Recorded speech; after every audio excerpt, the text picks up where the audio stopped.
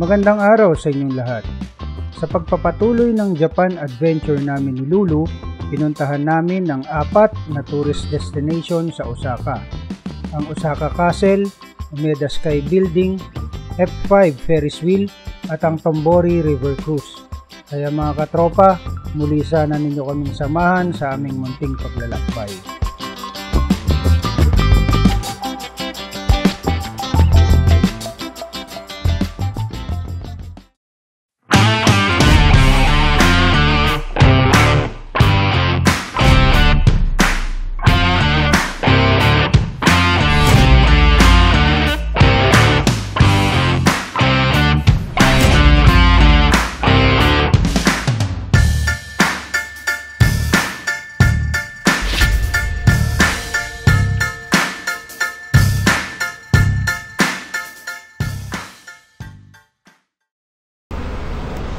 Good morning, Osaka. So today is our 3rd day dito sa Osaka, Japan. For today's video, explore natin ang ibang lugar pa dito sa Osaka. Our first destination ay Osaka Castle. So samahan nyo kami. Malamig sa binte. Oo. Dahil yung medyas pumahaba. As usual, nakaasa tayo kay Google Maps. Ang tinuturo niya ay pupunta tayo ng Namba Station, then sasakay tayo ng train. Ang oras natin ay 8:15 in the morning at ngayon ay 9 degrees ang ating temperature. Napakalamig.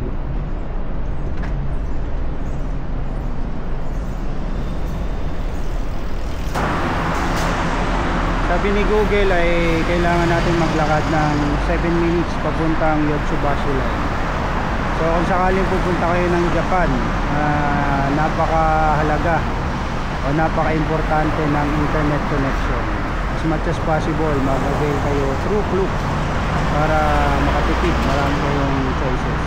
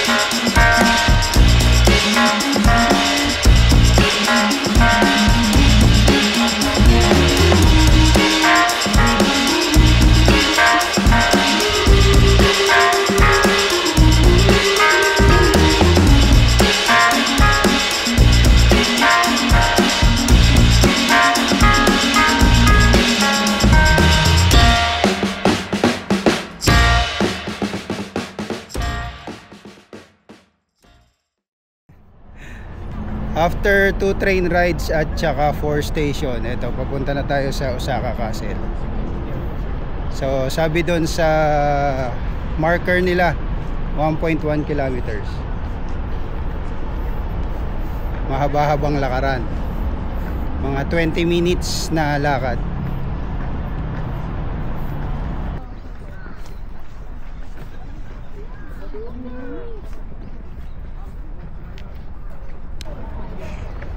Papasok na tayo ng gate ng castle.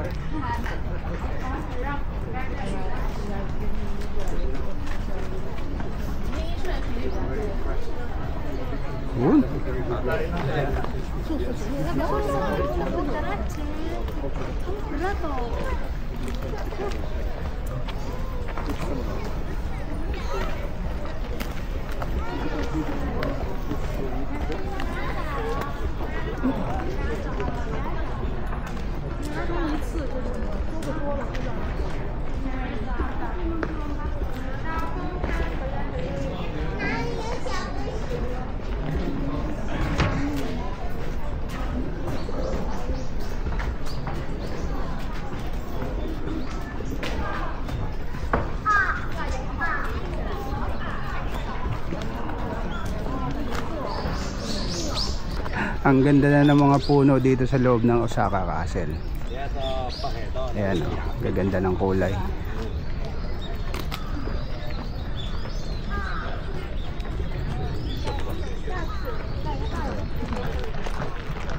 Ang dami ng tao ngayon. So ang oras natin ay 9:30. Napakarami ng turista dito sa Osaka Castle.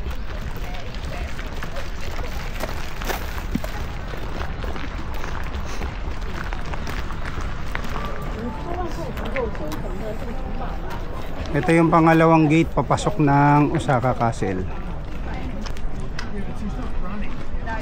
Oh.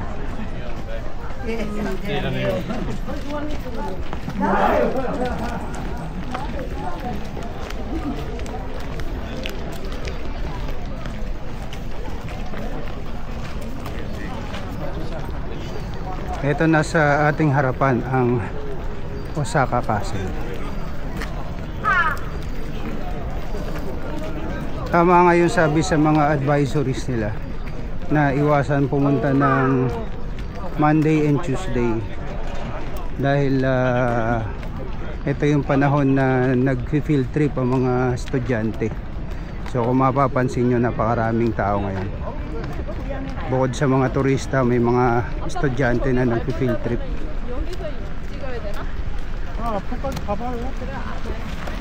So ito yung mga estudyante na nag-field trip. Mahaba ng pila papasok ng castle. Ito na yung Osaka Castle sa ating harapan. At ayan na yung pila. Yun o. Mahaba na. Okay, papasok na tayo dito sa Osaka Castle. Nag-scan lang si Lou ng QR code. Yan ang advantage ng naka-amazing pass dahil ito hindi ka napipila ng mahaba. Yun. Ay, tatanong mo yan.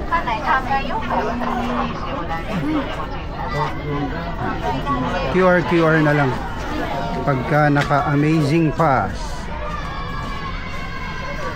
So pag naka-amazing pass ka, ayan, puro QR na lang tayo. Hindi ka napipila ng mahaba. Amazing. Amazing pass.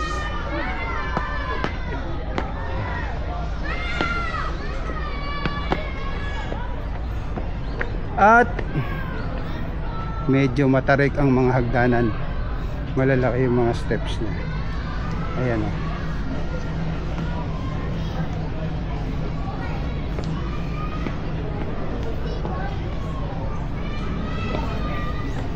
Lulu.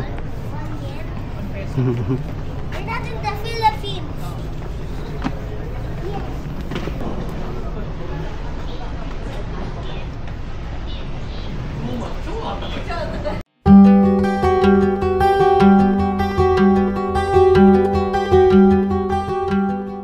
Ang Osaka Castle ay matatagpuan sa Chuuko, Osaka, Japan.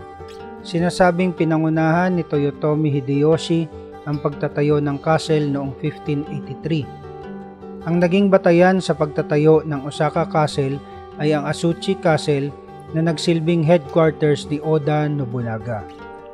Ang Osaka Castle ay ang improved version ng Asuchi Castle dahil nais ni Hideyoshi na higitan ang nagawa ni Nobunaga. Noong 1615 naman ay tuluyang nasakop ng Tokugawa Shogunate na pinangungunahan ni Tokugawa Ieyasu ang Osaka Castle. Sa mga nakalipas na panahon, marami ang naganap na labanan sa Osaka Castle. Paulit-ulit din ang natamo nitong pagkasira at pagkasunog. Noong World War II, ang Osaka Castle ay isa sa pinakamalaking imbakan ng arsenal ng Japanese Army. At dahil dyan, isa ito sa mga naging target ng Allied Forces. Noong August 14, 1945, binomba ng US Air Force ang main keep ng Osaka Castle. Nagtamo ito ng malaking pagkasira na nagresulta rin sa pagkamatay ng daang-daang manggagawa sa nasabing lugar. At noong 1995, nagdesisyon ng Osaka government na tuluyan ng i-restore ang Osaka Castle with the intent of making it a modern functioning museum. Ito yung south side ng castle. So doon tayo pumasok. Ayan. Dito naman banda yung gate, sa mga gate ng Osaka Castle.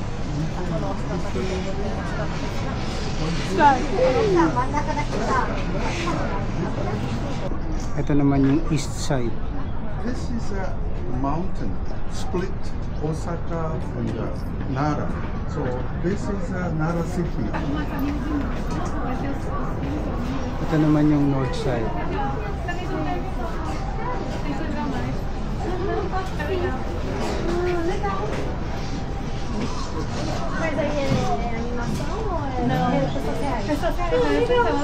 So yung tubig na yan, ito nakakalibot yan sa Osaka Castle. Tapos na tayo sa Osaka Castle. Ang next destination naman natin ay Umeda Sky Building.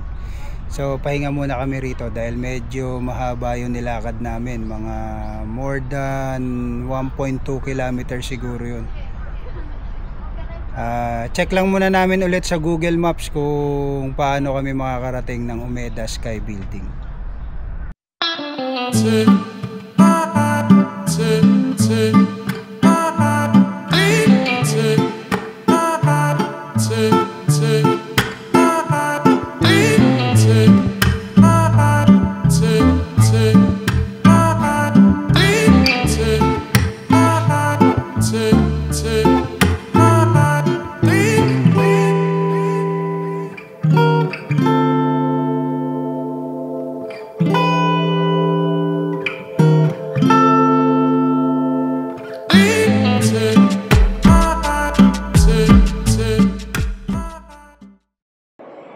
Naliligaw kami ni Lulu pero okay lang, tignan nyo tong napuntahan namin na mall. Ganda ng display niya. Yan oh.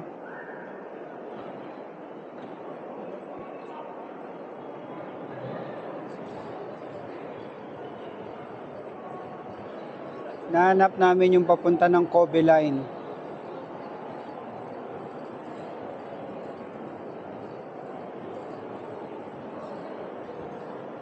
Ito pati yung ceiling niya, ang ganda.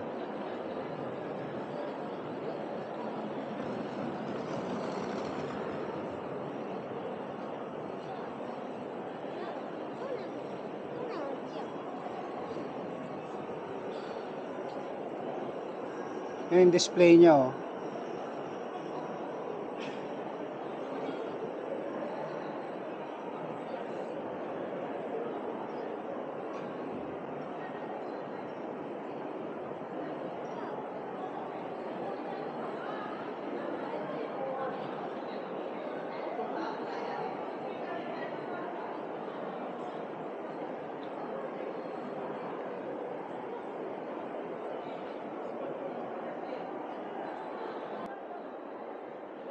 Yeah.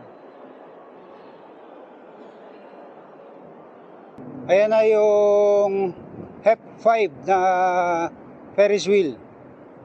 So ngayon, pupuntahan muna namin yung Umeda Sky Building pero pupuntahan din natin yan mamaya.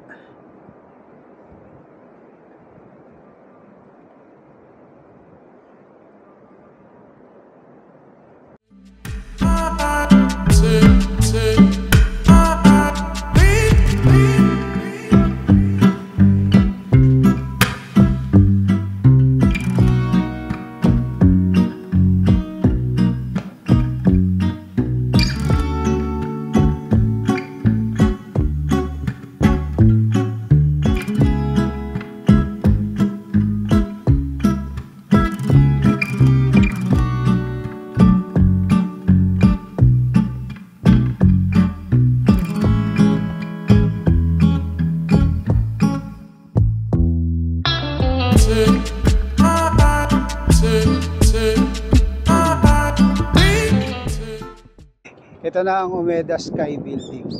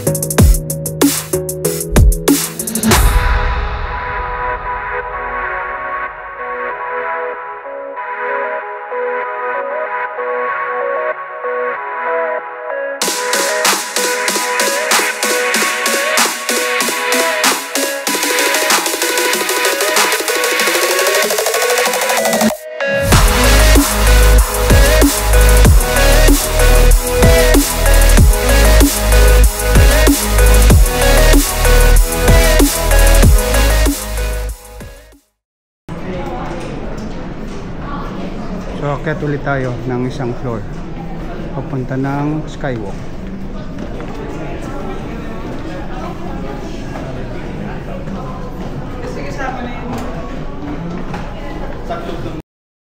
Andito na tayo sa rooftop dito sa Umeda Sky Building.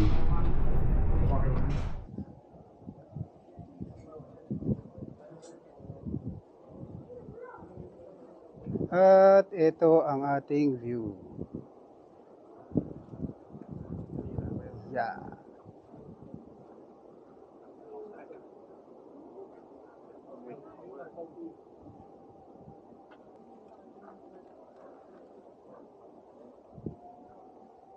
Yan yung escalator kanina, yung maganda.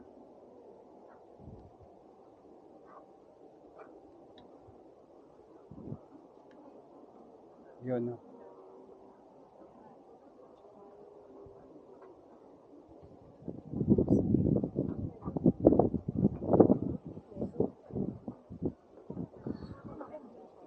Give me my jacket right now.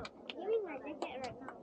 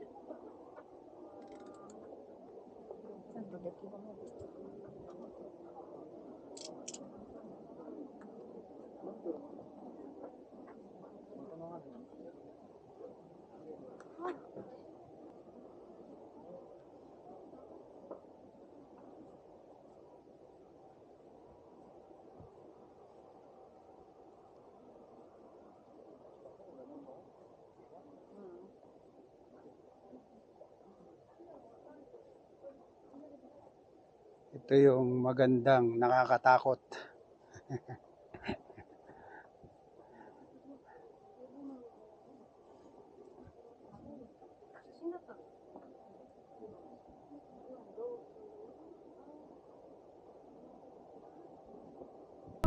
Dito sa baba, pwede ka maglagay ng love lock. Nabibili yata to dun sa 35th floor.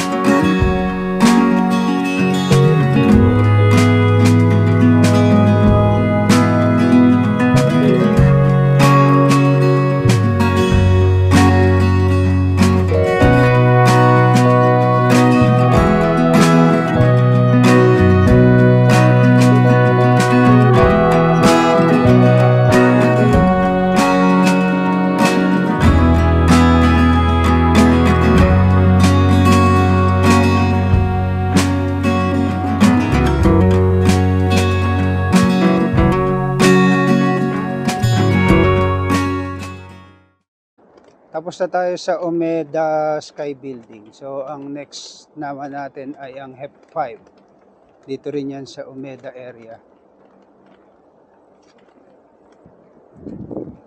Ang oras natin ay 3:55 ng hapon. So sa ngayon tayo ay nakaka 15,400 steps na. At hindi pa tapos ang ating araw. Buti na lang malamig dito sa Japan. Ngayon ay 16 degrees. Kaya kahit papaano ay hindi tayo pinagpapawisan habang naglalakad. Dito na tayo sa HEP 5.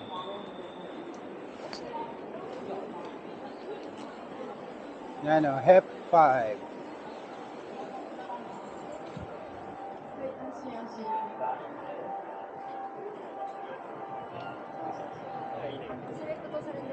Info.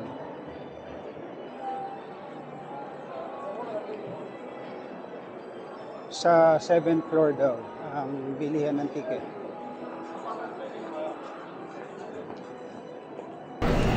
So dito i-claim muna natin yung ticket na nakuha natin sa Osaka Amazing Pass.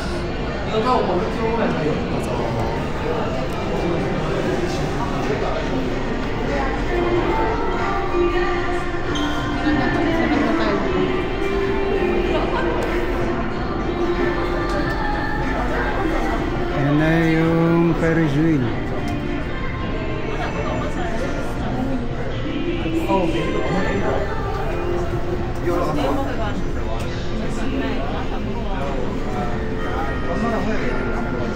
Yan. Ito ang ating sasakyan.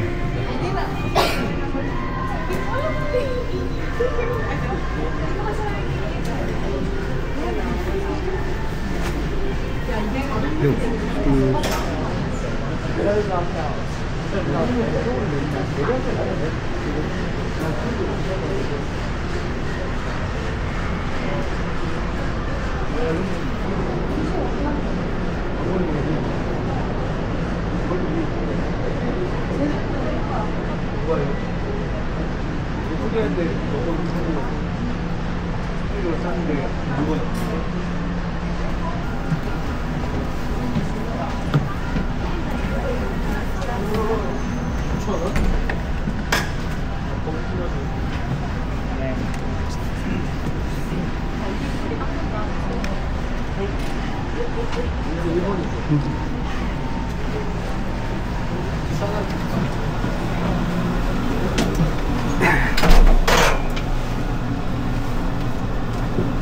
Halaka.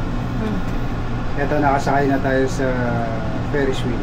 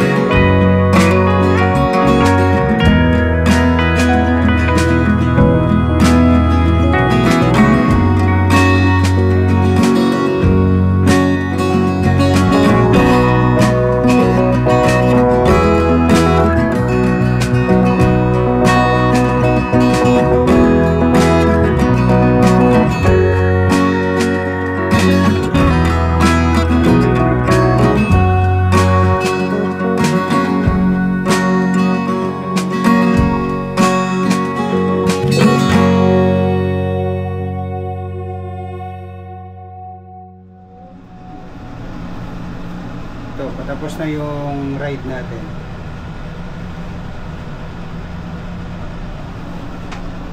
O, may naiwan ko.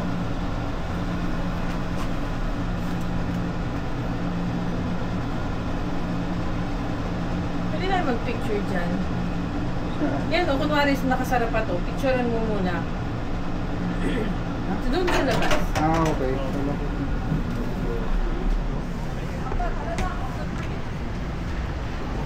So ngayon tapos na tayong sumakay ng Ferris wheel. Baka bumalik na muna kami ng hotel, then maghahanap kami ng makakainan. Andito na ulit kami ni Lulu sa Dotonbori. So yan naman ang itatry natin, yung Tonbori River Cruise.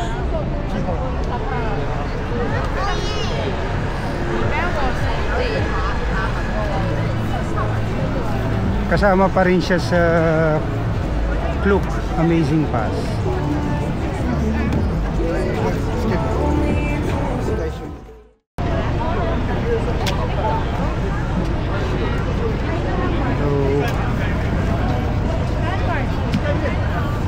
Dito na, ito.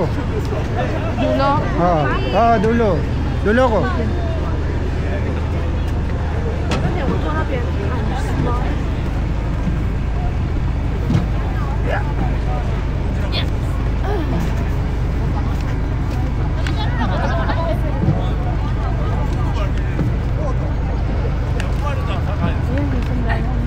Kaso ano kang bibigay?